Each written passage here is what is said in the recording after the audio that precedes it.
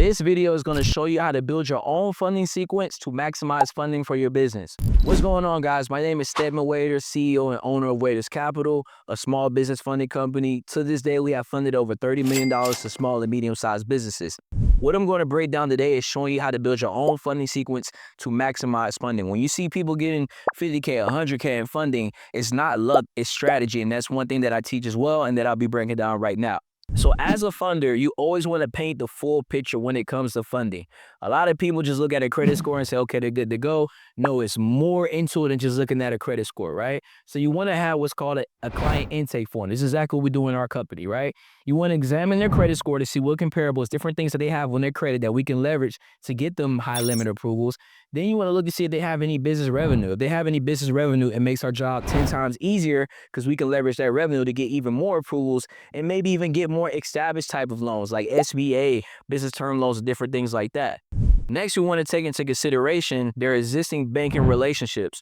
If you have a client that has an existing relationship with a bank, all their business deposits are going through there, that bank more than likely already sees their cash flow, already likes them. It'll probably be pretty easy to go ahead and double back with that bank to get them some type of funding, right? And last but not least, you want to take in consideration of their location. Understanding that banks are not everywhere. So you have some banks that are smaller, that are more regional, that you may not be able to get access to for a client based on where their actual business is located at, right? So let's get straight into it. What you want to understand is the 3 W's. I call this the 3 W's method. You want to understand the where, the what, and the when. And I'm going to break down each and every one. So the where is understanding what lenders serve in your client's footprint. Let me give you guys an example. I'm in Las Vegas, Nevada, right? In Las Vegas, there is no Truist bank here. Truist is a very generous bank. They'll give you no business credit cards, right?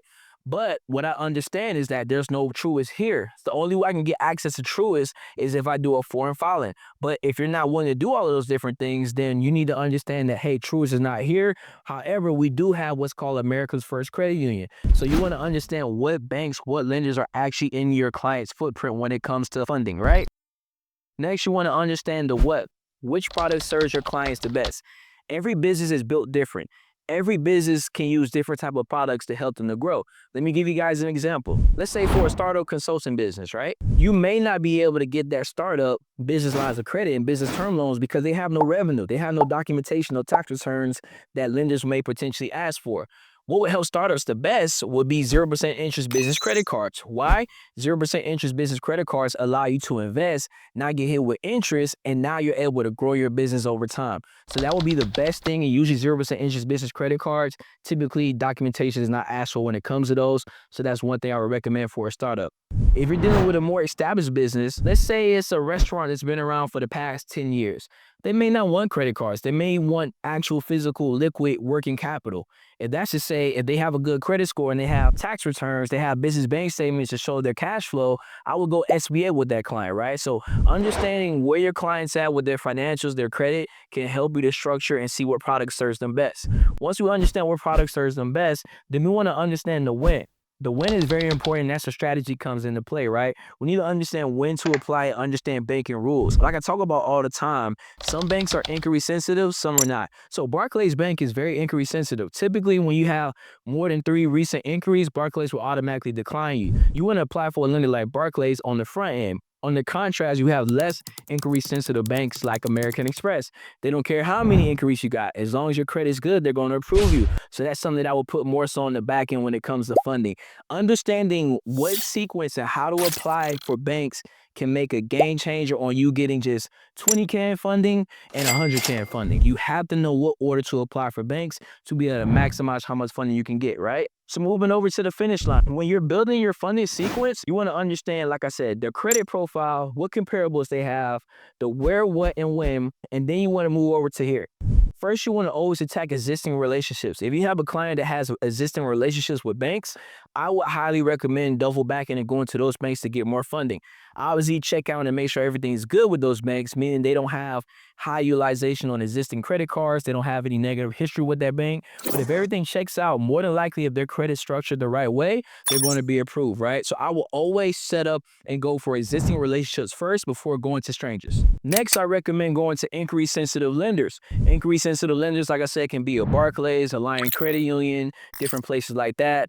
Lenders that basically will start to decline you the more inquiries you stack up. So I will get those out the way first. After that, I will go to your less inquiry sensitive, which can be your American Express, your Chase, your Bank of America. Those lenders are typically less inquiry sensitive or just credit based, credit score based. I will go to those lenders on the back end. And then last but not least, if you have a client that has a cash flowing business, they have business revenue, they have business bank statements, they have tax returns, you need to follow up and go with alternative financing. Alternative financing can be anything from SBA, merchant cash advance, business lines of credit, even equipment financing if they need equipment. Understand, these type of lending products are catered towards business owners that are already cash flowing. When somebody's cash flowing, you can maximize and double what you can just get off of no-doc funding. If you need help with alternative lending, that's one thing that my company, Waiters Capital, specializes in. Just reach out to us and we'll see how we can help you and your client. And then once you build that funding sequence, it's time to run it up. You get into the bag, you get into the bag. You just got to execute. You're not going to get approved for every bank that you go to, but all we need to do is hit 2 or 3 and we're good to go. If you like this video and you got a lot of value from it, like, comment, and subscribe. I want to make more content and help the funders out there. I'll see you. Peace.